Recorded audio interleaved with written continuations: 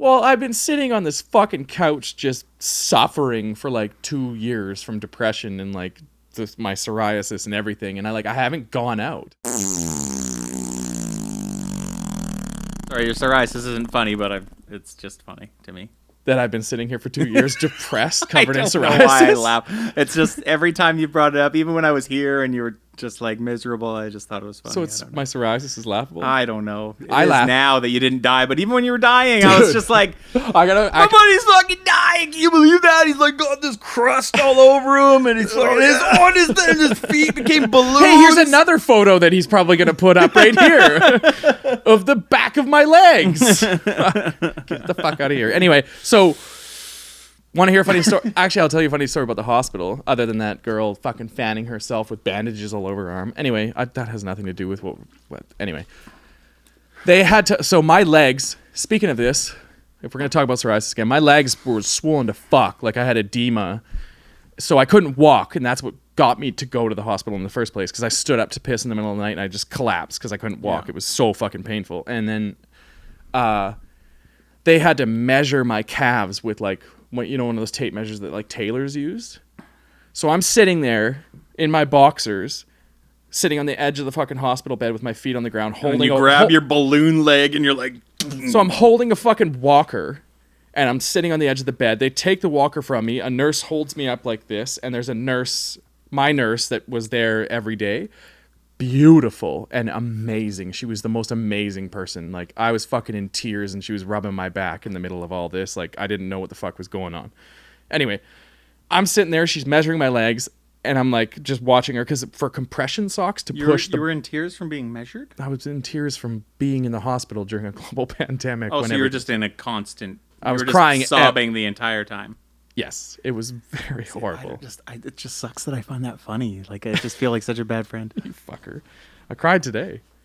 Anyway, so when you woke up and realized that you let me down when I brought all this shit here and you just slept through it.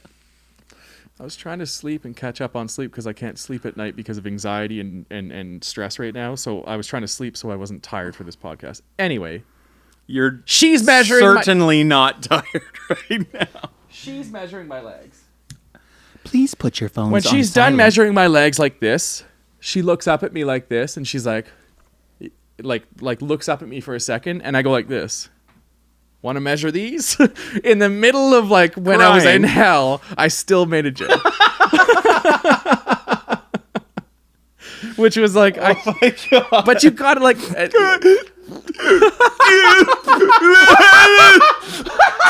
I wasn't crying at the time.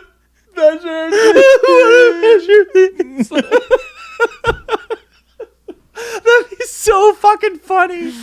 Oh, I'll never forget that, dude. I actually watched the last episode, and I was like thinking about the things that we brought up, and I was like, one thing actually that reminded me of is I sniff all the time because I have major sinus issues.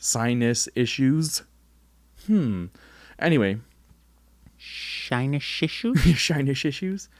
But I wanted to bring up, if we're going to talk about the psoriasis thing, we should actually talk about it. Maybe it might actually help somebody watching this with psoriasis, but I don't really want to. It's actually more common than I thought, and I started seeing more and more people that small in amounts my feed of psoriasis, that are like suffering from it. And I might have just it's usually on people's elbows or knees Yeah. or in the hairline on their head. Yeah, not over their entire body. Honestly, like, I know we already talked about this. We don't need to talk about it more, but I feel like it's just big.